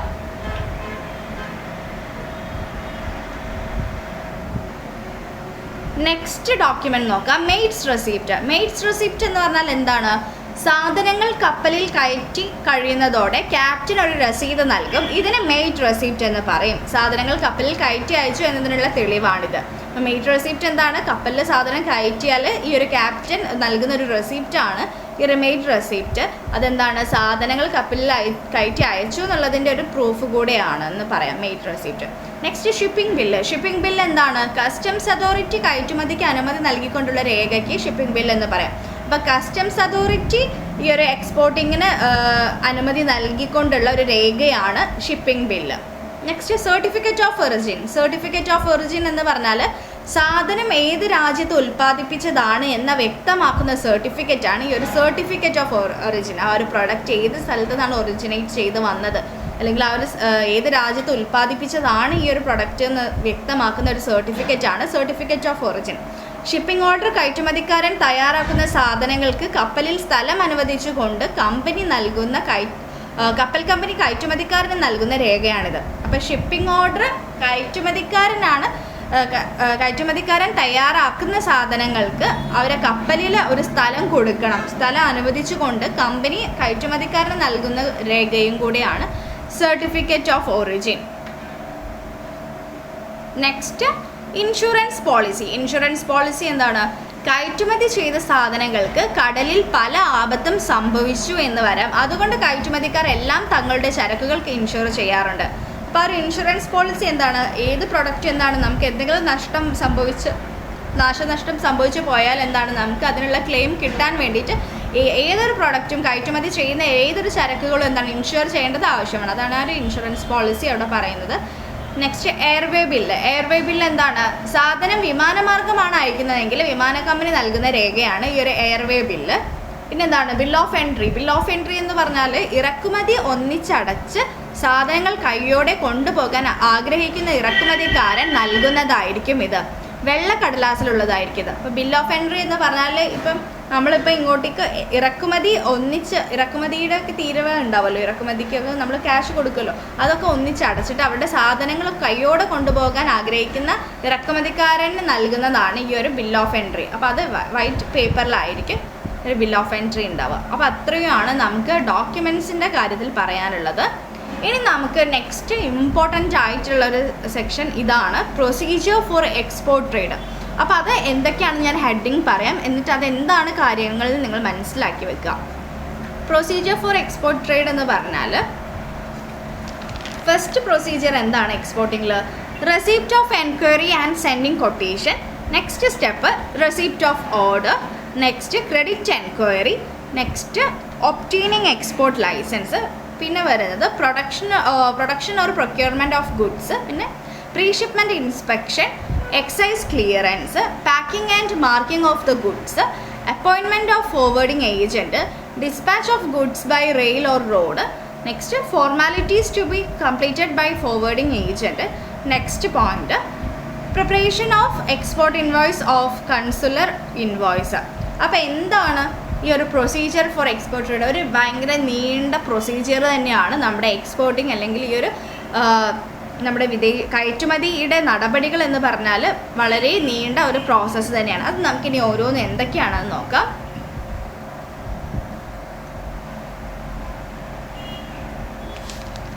അപ്പോൾ നമ്മുടെ റെസിപ്റ്റ് ഇത് ഇങ്ങനെ ട്രാൻസ്ലേഷനാണ് കേട്ടോ. അപ്പം ഞാൻ പറയുന്ന പോയിന്റ്സ് നിങ്ങൾ ശ്രദ്ധിക്കാം. അപ്പോൾ ആ ഒരു കൊട്ടേഷനുകൾ അയക്കൽ അല്ലെങ്കിൽ റെസിപ്റ്റ് ഓർ കൊട്ടേഷനുകൾ അയക്കലാണ് ഫസ്റ്റ് പോയിന്റ്. എന്ന് വെച്ചാൽ ആദ്യം സാധനങ്ങൾ ഇറക്കുമതി ചെയ്യുന്ന ആൾ വിവിധ കയറ്റുമതിക്കാർക്ക് വിവരങ്ങൾ അയക്കാൻ അഭ്യർത്ഥിച്ച് ഒരു അന്വേഷണം അയക്കുന്നു. നമുക്കറിയാം receipt of enquiry and sending quotation എന്ന് പറയുകയാണെങ്കിൽ ഞാൻ പറയുന്ന പോയിന്റ് ശ്രദ്ധിക്കാം കേട്ടോ. നമുക്ക് വിദേശ രാജ്യത്ത് നിന്ന് ഒരു എൻക്വയറി വരുന്നതാണ് ഫസ്റ്റ് സ്റ്റെപ്പ്. അപ്പം അവർക്ക് എന്താണ് ഗുഡ്സ് ആവശ്യമുണ്ടെന്ന് പറഞ്ഞിട്ട് ഒരു എൻക്വയറി നമുക്ക് അവർ നടത്തുന്നു. അതിലെന്താണ് അവർക്ക് കുറച്ച് terms and conditions, price, product details എല്ലാം പറയാൻ വേണ്ടിയിട്ട് അവർ ആവശ്യപ്പെടുന്നു. എന്നിട്ട് എന്താണ് നമ്മൾ പ്രൊഡക്റ്റ് എക്സ്പോർട്ട് ചെയ്യാൻ ഉദ്ദേശിക്കുന്ന കമ്പനി എന്താണ് അവർക്ക് എൻക്വയറിക്ക് റിപ്ലൈ ആയിട്ട് ഒരു കൊട്ടേഷൻ അയക്കുന്നു. അപ്പോൾ ആ കൊട്ടേഷൻ എന്ന് പറഞ്ഞാൽ എന്താ, അവർക്ക് എത്ര റേറ്റിനാണ് സാധനം പ്രൊഡക്റ്റ് കൊടുക്കാൻ താല്പര്യമുള്ളതെന്നും അതുപോലെ എന്തൊക്കെയാണ് അതിൻ്റെ പ്രൊസീജിയേഴ്സ് എന്നും അതുപോലെ കൊട്ടേഷനിൽ അതൊക്കെയാണ് വരിക. ഓക്കെ, ഇതിനെ നമ്മൾ പെർഫോമോ ഇൻവോയ്സ് എന്നും ഇതിനെ പറയും ഈ ഒരു കൊട്ടേഷന്. അപ്പം ഈ ഒരു ഫസ്റ്റ് വരുന്ന സ്റ്റെപ്പ് എന്ന് പറഞ്ഞാൽ റെസിപ്റ്റ് ഓഫ് എൻക്വയറി ആണ്. അപ്പോൾ ആ ഒരു വിദേശ രാജ്യത്ത് നിന്ന് നമുക്ക് എൻക്വയറി വരികയാണ് ഫസ്റ്റ് സ്റ്റെപ്പ്. അതിലെന്താണ് അവർക്ക് ഗുഡ്സ് ആവശ്യമുണ്ടെന്ന് പറഞ്ഞിട്ടാണ് ഒരു എൻക്വയറി അവർ നടത്തുന്നത്. അപ്പോൾ അതിലെന്താണ് ടേംസ് ആൻഡ് കണ്ടീഷൻസും പ്രൈസും പ്രൊഡക്റ്റ് ഡീറ്റെയിൽസും എല്ലാം പറയാൻ വേണ്ടിയിട്ട് അവർ ആവശ്യപ്പെട്ടുകൊണ്ടായിരിക്കും ഒരു എൻക്വയറി നടത്തുക. അപ്പോൾ അതിന് നമ്മുടെ പ്രൊഡക്റ്റ് എക്സ്പോർട്ട് ചെയ്യാൻ അല്ലെങ്കിൽ ഈ ഒരു ഉൽപ്പന്നങ്ങൾ കൊടുക്കാൻ ഉദ്ദേശിക്കുന്ന കമ്പനി എന്താണ്, ആ എൻക്വയറിക്ക് റിപ്ലൈ ആയിട്ട് അവരൊരു കൊട്ടേഷൻ അങ്ങോട്ട് അയക്കും. ആ കൊട്ടേഷൻ എന്ന് പറഞ്ഞാൽ എത്ര റേറ്റിനാണ് പ്രൊഡക്റ്റ് കൊടുക്കാൻ താല്പര്യപ്പെടുന്നത് എന്നൊക്കെയാണ് ആ ഒരു കൊട്ടേഷനിൽ ഉണ്ടാവുക. ഇതാണ് നമ്മുടെ എക്സ്പോർട്ടിങ്ങിൻ്റെ ഫസ്റ്റ് സ്റ്റെപ്പ് എന്ന് പറയുന്നത്. ഓക്കെ, ഇനി നെക്സ്റ്റ് സ്റ്റെപ്പാണ് receipt of order or indent. ഈ ഒരു receipt of order or indent എന്ന് പറഞ്ഞ സ്റ്റെപ്പിൽ എന്താണ്, നമ്മുടെ കൊട്ടേഷനിൽ അവർ സാറ്റിസ്ഫൈഡ് ആണെങ്കിൽ അവർ ആ ഒരു എക്സ്പോർട്ട് ഓർഡർ നൽകുകയാണ് ചെയ്യുക. അതാണ് receipt of order or indent എന്ന് പറയുക. എന്താണ്, നമ്മളിപ്പോൾ നമ്മുടെ കൊട്ടേഷൻ, അപ്പോൾ നമ്മളിപ്പോൾ നമ്മുടെ പ്രൊഡക്റ്റിൻ്റെ ഡീറ്റെയിൽസ്, നമ്മുടെ പ്രൊഡക്റ്റ് എത്ര ക്യാഷിനാണ് അവർക്ക് കൊടുക്കാൻ ഉദ്ദേശിക്കുന്നത് എന്ന് പറഞ്ഞിട്ട് നമ്മൾ ആ ഒരു എൻക്വയറിക്ക് റിപ്ലൈ ആയിട്ടൊരു കൊട്ടേഷൻ നമ്മൾ അങ്ങോട്ട് കൊടുക്കുമ്പോൾ ആ ഒരു റെസിപ്റ്റ് ഓഫ് ഓർഡർ ഓർ ഇൻറ്റൻറ്റിൽ പറയുന്നത് നമ്മുടെ കൊട്ടേഷനിൽ അവർ സാറ്റിസ്ഫൈഡ് ആണ്, ഈ ഒരു നമ്മുടെ പ്രൊഡക്ട്സ് അവരെടുക്കാൻ ആ ഒരു ക്യാഷിന് എടുക്കാൻ താല്പര്യപ്പെടുന്നുണ്ടെങ്കിൽ അവർ അതിൽ സാറ്റിസ്ഫൈഡ് ആണെങ്കിൽ അവർ ആ ഒരു എക്സ്പോർട്ട് ഓർഡർ നൽകും. അതാണ് സെക്കൻഡ് സ്റ്റെപ്പ്. ഇനി തേർഡ് സ്റ്റെപ്പ് എന്ന് പറഞ്ഞാൽ എന്താണ്, assessing importers credit worthiness and securing A guarantee for payment. ആ ഒരു ക്രെഡിറ്റ് എൻക്വയറി ആണ്. എന്ന് വെച്ചാൽ ഇതിപ്പോൾ എക്സ്പോർട്ട് ചെയ്യുമ്പോൾ എന്താണ്, അതിൽ നിന്ന് ക്യാഷ് ലഭിക്കുമോ എന്നുള്ളത് അറിയാൻ വേണ്ടിയിട്ട് ഇമ്പോർട്ടൻ്റെ ക്രെഡിറ്റ് വർത്തിനെസ്സിനെ പറ്റി അന്വേഷിക്കുന്നതാണ് ഈ ഒരു ക്രെഡിറ്റ് എൻക്വയറി എന്ന് പറയുന്നത്. അപ്പോൾ പേയ്മെൻറ്റ് ചെയ്യുമെന്നുള്ളൊരു ഗ്യാരണ്ടി എന്ന നിലയിൽ ഒരു ലെറ്റർ ഓഫ് ക്രെഡിറ്റ് എക്സ്പോർട്ടർ ആവശ്യപ്പെടുന്നു. അതാണ് ഈ ഒരു ക്രെഡിറ്റ് എൻക്വയറിയിൽ പറയുന്നത്. നെക്സ്റ്റ് സ്റ്റെപ്പ് എന്താണ്, obtaining export licence. Export licence എന്ന് പറയുമ്പോൾ നമുക്കിപ്പം വിദേശ രാജ്യത്ത് നിന്നൊരു ഓർഡർ കിട്ടിയിട്ടുണ്ടെങ്കിൽ അത് അയക്കാൻ ലൈസൻസ് ഉണ്ടായിരിക്കണം. നമുക്ക് അങ്ങോട്ട് വെറുതെ അങ്ങോട്ട് അയക്കാൻ പറ്റില്ല. അതിന് നമുക്ക് എക്സ്പോർട്ടിംഗ് ലൈസൻസ് ഉണ്ടായാൽ മാത്രമേ എക്സ്പോർട്ടിംഗ് അവിടെ സാധ്യമാവുള്ളൂ.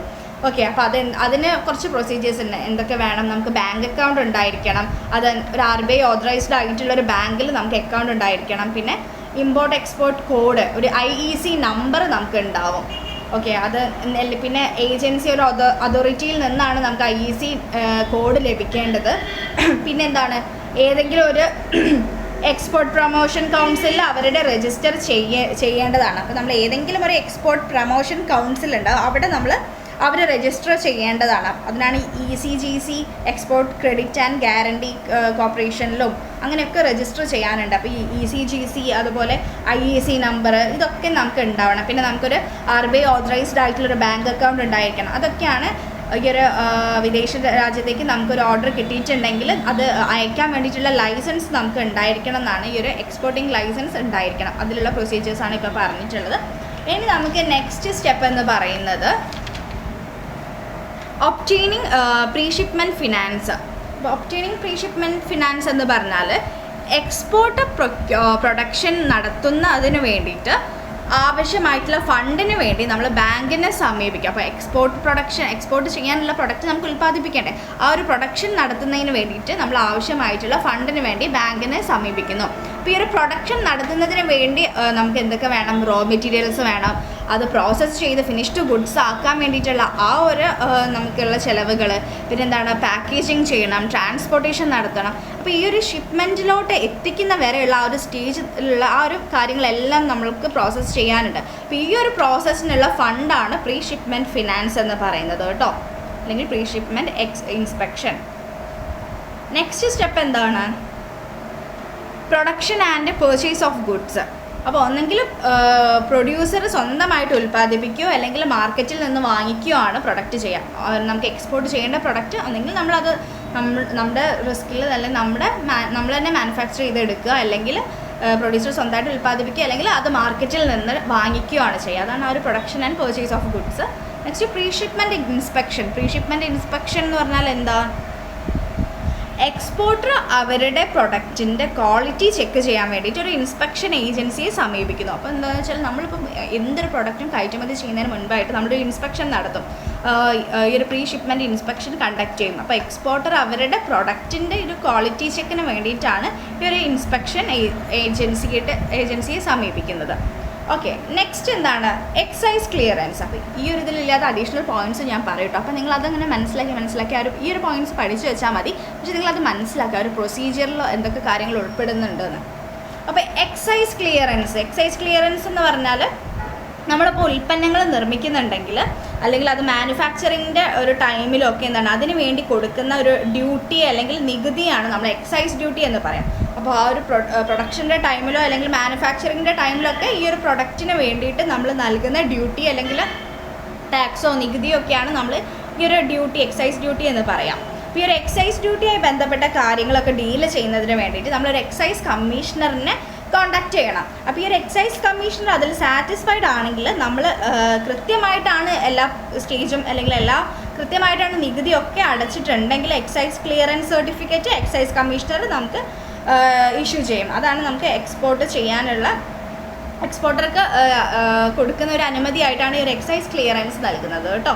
ഓക്കെ, അപ്പോൾ നമ്മൾ എല്ലാ ഡ്യൂട്ടീസും എല്ലാ ടാക്സും കാര്യങ്ങളൊക്കെ ക്ലിയർ ആയിട്ടാണ് നമ്മൾ ചെയ്തിട്ടുണ്ടെങ്കിൽ അടച്ചിട്ടുണ്ടെങ്കിൽ നമുക്ക് excise clearance certificate excise commissioner ഈ ഒരു എക്സ്പോർട്ട് ചെയ്യുന്ന വ്യക്തിക്ക് നൽകുന്നതാണ്. ഇതാണ് എക്സൈസ് ക്ലിയറൻസ് എന്ന് പറയുന്നത്. Next, obtaining certificate of origin. Obtaining certificate of origin എന്ന് പറഞ്ഞാൽ നമുക്കറിയാം ചില പർട്ടിക്കുലർ രാജ്യത്ത് നിന്ന് ഇറക്കുമതി ചെയ്യുമ്പോൾ എന്താണ് ചില താരിഫ് ഡ്യൂട്ടിയിലൊക്കെ എന്താണ് ഇളവ് നൽകാറുണ്ട്. അപ്പോൾ അങ്ങനെയുള്ള എന്തെങ്കിലും ബെനിഫിറ്റ് കിട്ടുന്നതിന് വേണ്ടിയിട്ട് നമ്മൾ ഏത് രാജ്യത്ത് നിന്നാണോ നമ്മൾ ഈ ഒരു പ്രൊഡക്റ്റ് ഗുഡ്സ് അയച്ചിരിക്കുന്നത് എന്നതിനുള്ളൊരു തെളിവായിട്ടാണ് നമ്മൾ ഈ ഒരു ഇമ്പോർട്ടർ ഈ ഒരു സർട്ടിഫിക്കറ്റ് ഓഫ് ഒറിജിൻ ഇമ്പോർട്ടർ ആവശ്യപ്പെടുന്നത്. ഓക്കെ, അതിനാണ് നമ്മൾ ഈ ഒരു സർട്ടിഫിക്കറ്റ് ഒറിജിൻ അവർക്ക് കൊടുക്കുന്നത് നമുക്ക് ആവശ്യമാണ്. അത് നമുക്കാണ് ബെനിഫിറ്റ്. അപ്പോൾ ഇമ്പോർട്ടറാണ് അത് നമുക്ക് ഈ ഒരു സർട്ടിഫിക്കറ്റ് ഓഫ് ഒറിജിൻ ആവശ്യപ്പെടുക എന്ന് വെച്ചാൽ അവർക്ക് എന്തെങ്കിലും അവരുടെ കൺട്രിയിൽ നമുക്ക് എന്തെങ്കിലും ഇളവ് ലഭിക്കുകയാണെങ്കിൽ ഈ ഒരു ചരക്ക് കൊണ്ടുപോകുന്നതിന് എന്തെങ്കിലും താരിഫോ ഡ്യൂട്ടിയിലോ എന്തെങ്കിലുമൊക്കെ നമുക്കൊരു ബെനിഫിറ്റ് കിട്ടുകയാണെങ്കിൽ അതിന് വേണ്ടിയിട്ടാണ് നമ്മുടെ ആ ഒരു ഇമ്പോർട്ടർ സർട്ടിഫിക്കറ്റ് ഓഫ് ഒറിജിൻ ആവശ്യപ്പെടുന്നത്. നെക്സ്റ്റ് സ്റ്റെപ്പാണ് റിസർവേഷൻ ഓഫ് ഷിപ്പിംഗ് സ്പേസ്. നമ്മളിപ്പോൾ കയറ്റുമതി ചെയ്യാൻ വെച്ച ഉൽപ്പന്നങ്ങൾ നമ്മൾ ഷിപ്പിലേക്ക് കയറ്റി അയക്കുമ്പോൾ എന്താണ് സ്പേസ് റിസർവ് ചെയ്യണം. സ്പേസ് റിസർവ് ചെയ്യാന്ന് വെച്ചാൽ നമുക്ക് അവിടെ നമ്മുടെ സാധനം വെക്കാനുള്ളൊരു സ്പേസ് വേണം. അപ്പോൾ ഏത് ഡേറ്റിലാണ് നമ്മൾ കയറ്റി അയക്കുന്നത് അല്ലെങ്കിൽ നമ്മുടെ ഡെസ്റ്റിനേഷനൊക്കെ എവിടെയാണെന്നൊക്കെ പറഞ്ഞുകൊണ്ട് ഒരു റിസർവ് ചെയ്ത് വെക്കാനുള്ള ആ ഒരു കാര്യം നമ്മൾ ചെയ്ത് വെക്കണം. എന്നാലും നമ്മുടെ ആ ഒരു ചരക്കിന് അവിടെ ഷിപ്പിൽ സ്പേസ് ഉണ്ടാവുള്ളൂ വെക്കാൻ വേണ്ടിയിട്ട്. അതാണ് ഈ ഒരു റിസർവേഷൻ ഓഫ് ഷിപ്പിംഗ് സ്പേസ് എന്ന് പറയുന്നത്. നെക്സ്റ്റ് വരുന്ന പോയിൻ്റാണ് നെക്സ്റ്റ് വരുന്ന ഒരു പ്രൊസീജിയറാണ് packaging and forwarding. Packaging and forwarding എന്ന് പറഞ്ഞാൽ എന്താ, നമ്മൾ ഗുഡ്സ് കൃത്യമായിട്ട് നമ്മൾ പാക്ക് ചെയ്യണം. അപ്പോൾ അതിൽ നമ്മുടെ ഡീറ്റെയിൽസ്, നമ്മുടെ അഡ്രസ്സ്, നെയിം, ഇമ്പോർട്ടറിൻ്റെയും എക്സ്പോർട്ടറിൻ്റെയും ഒക്കെ ഡീറ്റെയിൽസ് എല്ലാം കൃത്യമായി മാർക്ക് ചെയ്യണം. എന്നിട്ട് ഷിപ്മെൻറ്റ് എവിടെ നിന്നാണ്, അതുപോലെ അതിൻ്റെ ഡെസ്റ്റിനേഷൻ എവിടെയാണെന്നൊക്കെ അതിൽ മെൻഷൻ ചെയ്യണം. അതാണ് പാക്കേജിങ് ആൻഡ് ഫോർവേഡിങ്ങിൽ ശ്രദ്ധിക്കേണ്ട കാര്യങ്ങൾ. പിന്നെ എന്താണ് ഒരു സ്റ്റെപ്പ് വരുന്നത്, ഇൻഷുറൻസ് ഓഫ് ഗുഡ്സ്. ഇപ്പോൾ നമ്മളിപ്പോൾ ഏതെങ്കിലും ഒരു റിസ്ക്കോ അല്ലെങ്കിൽ എന്തെങ്കിലും തരത്തിലൊരു ഡാമേജ് നമ്മുടെ പ്രൊഡക്റ്റിന് സംഭവിക്കുകയാണെങ്കിൽ ആ നഷ്ടം നികത്താൻ വേണ്ടിയിട്ട് നമ്മളൊരു ഇൻഷുറൻസ് എടുക്കേണ്ടതാണ്. അതും ഈ ഒരു എക്സ്പോർട്ടിങ്ങിൽ വരുന്നൊരു പ്രൊസീജിയറാണ്. പിന്നെ വരുന്ന സ്റ്റെപ്പ് എന്താണ്, കസ്റ്റം ക്ലിയറൻസ്. കസ്റ്റം ക്ലിയറൻസ് എന്ന് പറഞ്ഞാൽ നമ്മൾ ആ ഒരു തുറമുഖത്ത് എത്തുമ്പോൾ അവിടെ അടയ്ക്കേണ്ട കുറച്ച് ഡ്യൂട്ടീസും എല്ലാം കൃത്യമായിട്ട് അടച്ചിട്ടുണ്ടെങ്കിൽ ഒരു ക്ലിയറൻസ് നമുക്ക് ലഭിക്കും. അതിന് വേണ്ടിയിട്ട് ഈ ഒരു ഷിപ്പിംഗ് ബില്ല് കൊടുക്കുകയും വേണം. അപ്പോൾ ഈ ഒരു കസ്റ്റംസിന് സബ്മിറ്റ് ചെയ്യേണ്ട ഒരു കാര്യമാണ് ഈ ഒരു കാര്യം കേട്ടോ. അതിന് ശേഷമാണ് നമുക്ക് കാർട്ടിംഗ് ഓർഡർ കിട്ടാൻ വേണ്ടിയിട്ടൊക്കെ നമ്മൾ സൂപ്രണ്ടിനെ സമീപിക്കണം. എന്നിട്ട് എന്താണ് എക്സ്പോർട്ട് ഓർഡറും അതുപോലെ ലെറ്റർ ഓഫ് ക്രെഡിറ്റും ഇൻവോയ്സും നമ്മുടെ സർട്ടിഫിക്കറ്റ് ഓഫ് ഒറിജിൻ ഇത്രയും ഡോക്യുമെൻറ്റ്സ് ഒക്കെ സബ്മിറ്റ് ചെയ്താലാണ് നമുക്ക് കസ്റ്റം അപ്രൈസറിലേക്ക് പിന്നെ ഷിപ്പിംഗ് ബില്ലും കാര്യങ്ങളൊക്കെ കിട്ടുക. ഓക്കെ, അപ്പോൾ ആ ഒരു കാര്യങ്ങൾ നമ്മൾ ആ ഒരു കസ്റ്റം ക്ലിയറൻസ് അവിടെ ചെയ്തിരിക്കണം. പിന്നെ വരുന്നൊരു പോയിൻ്റാണ് obtaining made receipt. Made receipt നമ്മൾ ഡോക്യുമെൻറ്റ്സിൻ്റെ കാര്യത്തിൽ പറഞ്ഞിട്ടുണ്ടായിരുന്നു എന്തായിരുന്നു എന്നുള്ളത്. ഈ ഒരു മെയ്റ്റ് റെസിപ്റ്റ് എന്ന് പറയുമ്പോൾ നമുക്ക് ഈ ഒരു എക്സ്പോർട്ടറുമായിട്ട് ബന്ധപ്പെട്ടിട്ടുള്ള ഡോക്യുമെൻറ്റ്സ് ആണ് ഈ ഒരു മെയ്റ്റ് റെസിപ്റ്റ് എന്ന് പറഞ്ഞാൽ. അപ്പോൾ ഒരു ഷിപ്പിൻ്റെ ക്യാപ്റ്റനെ പറയുന്ന പേരാണ് നമ്മൾ മെയ്റ്റ് എന്ന് പറയുന്നത്. അപ്പോൾ അവിടെ നമ്മൾ ഗുഡ്സ് ഷിപ്പിലോട്ട് കയറ്റി കഴിഞ്ഞാൽ നമ്മൾ ക്യാപ്റ്റന് കൊടുക്കുന്ന ഒരു റെസിപ്റ്റാണ് ഈ ഒരു മെയ്റ്റ് റെസിപ്റ്റ്. ഓക്കെ, പിന്നെ നമുക്ക് എന്താണ് നെക്സ്റ്റ് പ്രൊസീജിയർ വരുന്നത്, payment of freight and issuance of bill of lading. ഇപ്പോൾ നമ്മൾ മെയ്റ്റ് റെസിപ്റ്റിന് കിട്ടിയതിന് ശേഷം ഷിപ്പിംഗ് കമ്പനി എന്താണ് ഫ്രൈറ്റ് ഉണ്ടാവും, എന്താണ് കൂലി, ആ ഒരു ഷിപ്പിങ്ങിലോട്ട് നമ്മൾ ഷിപ്പിംഗ് കമ്പനിക്ക് കൊടുക്കേണ്ട ഒരു കൂലി ഉണ്ടാവും. അത് കാൽക്കുലേറ്റ് ചെയ്യുന്നതിനാണ് ഈ ഒരു payment of freight and issuance bill അവർ ഇഷ്യൂ ചെയ്യുന്നത്. ആ ഒരു ഡോക്യുമെൻ്റാണ് ബിൽ ഓഫ് ലേഡിങ് എന്ന് പറയുന്നത് കേട്ടോ. Payment of freight and issuance of bill. അപ്പോൾ നമ്മൾ മെയ്റ്റ് റെസിപ്റ്റ് കിട്ടിയതിന് ശേഷം നമ്മൾ കൊടുക്കുന്ന ആ ഒരു ഫ്രൈറ്റ് ഒക്കെ കാൽക്കുലേറ്റ് ചെയ്യാൻ വേണ്ടിയിട്ട് അവർ ഇഷ്യൂ ചെയ്യുന്ന ഒരു ഡോക്യുമെൻ്റാണ് ബിൽ ഓഫ് ലേഡിങ്. നെക്സ്റ്റ് എന്താണ്, പ്രിപ്പറേഷൻ ഓഫ് ഇൻവോയ്സ്. അപ്പോൾ next procedure preparation of invoice ആണ്. അപ്പോൾ ഇൻവോയ്സ് പ്രിപ്പയർ ചെയ്യുന്നത് എങ്ങനെയാണ്? നമ്മൾ ഗുഡ്സ് ഒക്കെ അയച്ചതിന് ശേഷം എക്സ്പോർട്ടർ ഇൻവോയ്സ് തയ്യാറാക്കുന്നുണ്ട്. എന്നിട്ട് കപ്പൽ കൂലിയും ചാർജും പ്രൊഡക്റ്റിൻ്റെ വിലയും എല്ലാം ഉൾപ്പെടുത്തിയിട്ടാണ് ഈ ഒരു ഇൻവോയ്സ് തയ്യാറാക്കുന്നത് കേട്ടോ. നെക്സ്റ്റ് എന്താണ്? Securing payment. അപ്പോൾ പേയ്മെൻറ്റ് കിട്ടുക എന്ന് പറയുമ്പോൾ എന്താണ്, ഇമ്പോർട്ടർക്ക് കുറച്ച് ഡോക്യുമെൻസിൻ്റെ ആവശ്യമുണ്ട് ഈ ഒരു പേയ്മെൻറ്റ് കിട്ടാൻ വേണ്ടിയിട്ട്. അപ്പോൾ ലൈക്ക് എന്തൊക്കെയാണ്? Invoice, bill of lading, packing list, പിന്നെന്താണ് ഇൻഷുറൻസ് പോളിസി, എക്സ്പോർട്ടറിൻ്റെ ബാങ്ക് ത്രൂ നമ്മൾ ഈ ഒരു ഡോക്യുമെൻറ്റ്സ് ഒക്കെ നമ്മൾ ബാങ്ക് ത്രൂ അയക്കും, എക്സ്പോർട്ടറിൻ്റെ ബാങ്ക് ത്രൂ. അപ്പോൾ ഈ ഒരു document bill of exchange accept ചെയ്തതാണെങ്കിൽ മാത്രമേ നമുക്ക് ഇമ്പോർട്ടറിലേക്ക് ബാങ്ക് അർഹത അദ്ദേഹത്തിന് അത് നൽകുകയുള്ളൂ. അപ്പോൾ ഈ ഒരു documents bill of exchange accept ചെയ്യണം അവർ. ഈ ഒരു പേയ്മെൻറ്റ് ഈ ഒരു ടൈമിനുള്ളിൽ ചെയ്യാൻ എന്തെങ്കിലും മെച്യൂരിറ്റി പീരീഡ് കൊടുത്തിട്ട് ആ ഒരു പേയ്മെൻറ്റ് ചെയ്യാമെന്നൊക്കെ പറഞ്ഞ് ആ ഒരു ബിൽ ഓഫ് എക്സ്ചേഞ്ച് അവർ അക്സെപ്റ്റ് ചെയ്താൽ മാത്രമാണ് ഇമ്പോർട്ടർക്ക് അദ്ദേഹത്തിൻ്റെ ബാങ്ക് അത് നൽകുകയുള്ളൂ. നെക്സ്റ്റ് എന്താണ്? ബിൽ ഓഫ് എക്സ്ചേഞ്ച് എന്ന് പറഞ്ഞാൽ എന്താണ്? ബില്ലിന് മേലുള്ള പണം നൽകിക്കൊണ്ടുള്ളൊരു പ്രോമിസാണ് ബിൽ ഓഫ് എക്സ്ചേഞ്ച് കേട്ടോ. അത് സൈൻ ചെയ്താലാണ് ഈ ഒരു ഡോക്യുമെൻറ്റ്സ് ഒക്കെ നമുക്ക് കിട്ടുക. അതുതന്നെ ബിൽ ഓഫ് എക്സ്ചേഞ്ച് തന്നെ 2 തരത്തിലുണ്ട്. അപ്പോൾ സൈഡ് ഡ്രാഫ്റ്റും ഉണ്ട്, ഇഷ്വൻസ് ഡ്രാഫ്റ്റും ഉണ്ട്. അപ്പോൾ ഈ ഒരു സൈഡ് ഡ്രാഫ്റ്റ് എന്ന് പറഞ്ഞാൽ എന്താണ്? പേയ്മെൻറ്റ് മുഴുവൻ കിട്ടിയാൽ മാത്രമേ ഡോക്യുമെൻ്റ് എല്ലാം ഇമ്പോർട്ടർക്ക് നൽകുകയുള്ളൂ. ഇഷ്വൻസ് ഡ്രാഫ്റ്റ് എന്ന് പറഞ്ഞാൽ പിന്നീട് ക്യാഷ് കൊടുക്കാമെന്ന് പറഞ്ഞിട്ട് ബിൽ ഓഫ് എക്സ്ചേഞ്ചിൽ ഒപ്പിട്ടിട്ട് അത് അക്സെപ്റ്റ് ചെയ്താൽ ഡോക്യുമെൻറ്റ്സ് കൈമാറുക. അത്തരത്തിലാണ് ഈ ഒരു ഇഷ്വൻസ് ഡ്രാഫ്റ്റ് എന്ന് പറയുന്നത്. യൂസൻസ് ഡ്രാഫ്റ്റ് ഒരു ചെറിയ കൺഫ്യൂഷൻ ഉണ്ട്, ഞാനതൊന്ന് ചെക്ക് ചെയ്തിട്ട് പറയാം കേട്ടോ. ഓക്കെ, അപ്പോൾ ഇത്രയും പ്രൊസീജിയേഴ്സാണ് നമുക്ക് ഈ ഒരു എക്സ്പോർട്ട് ട്രേഡിലുള്ളത് കേട്ടോ. അപ്പോൾ ഇത്രയും കാര്യങ്ങളാണ് നമ്മൾ ഈ ഒരു ചാപ്റ്ററിൽ ഡിസ്കസ് ചെയ്തിട്ടുണ്ടായത്. അപ്പോൾ നമ്മൾ ഈ ഒരു എക്സ്പോർട്ടിംഗ് എന്ന് പറയുന്നത് കുറച്ച് ഇമ്പോർട്ടൻ്റ് ആയിട്ടുള്ള ഒരു ചാപ്റ്ററാണ് കേട്ടോ, എക്സ്റ്റേണൽ ട്രേഡ്. അപ്പോൾ ഇതിൽ എക്സ്പോർട്ടിംഗ് പ്രൊസീജിയർ ഇമ്പോർട്ടൻ്റ് ആണ്. പിന്നെ എക്സ്റ്റേണൽ ട്രേഡിൻ്റെ 3 ടൈപ്പ് ഉണ്ട്. എന്തൊക്കെയായിരുന്നു? Import trade, export trade, entrepot trade. പിന്നെ ഈ ഒരു എക്സ്റ്റേണൽ ട്രേഡ് എന്ന് പറഞ്ഞാൽ എന്താണെന്ന് ഡിഫൈൻ ചെയ്യുക, അതിനൊരു എക്സാമ്പിൾ കൂടെ പറയുക കേട്ടോ. പിന്നെ നമ്മൾ എന്തായിരുന്നു നോക്കിയിട്ടുള്ളത്? ആ ഒരു ഇമ്പോർട്ടൻസ്, അപ്പോൾ സ്പെഷ്യലൈസേഷൻ പ്രൊമോട്ട് ചെയ്യുന്നതും ഇംപ്രൂവ്ഡ് സ്റ്റാൻഡേർഡ് ഓഫ് ലിവിങ്ങും പിന്നെ എംപ്ലോയ്മെൻറ്റ് ഓപ്പർച്യൂണിറ്റീസ് ജനറേറ്റ് ചെയ്യുന്നതും അങ്ങനെയൊക്കെ കുറേ എക്സ്റ്റേണൽ ട്രേഡിന് കുറേ ബെനിഫിറ്റ്സ് അല്ലെങ്കിൽ ഇമ്പോർട്ടൻസ് ഉണ്ട്. അപ്പോൾ അത്രയും കാര്യങ്ങൾ വ്യക്തമായിട്ട് പഠിക്കുക. അപ്പോൾ ഇത്രയേ ഉള്ളൂ ഈ ഒരു ചാപ്റ്ററിൽ നമുക്ക് ഡിസ്കസ് ചെയ്യാനായിട്ട്. അപ്പോൾ നമുക്ക് ഇന്നത്തെ ക്ലാസ് ഇവിടെ വൈൻഡപ്പ് ചെയ്യാം. Thank you.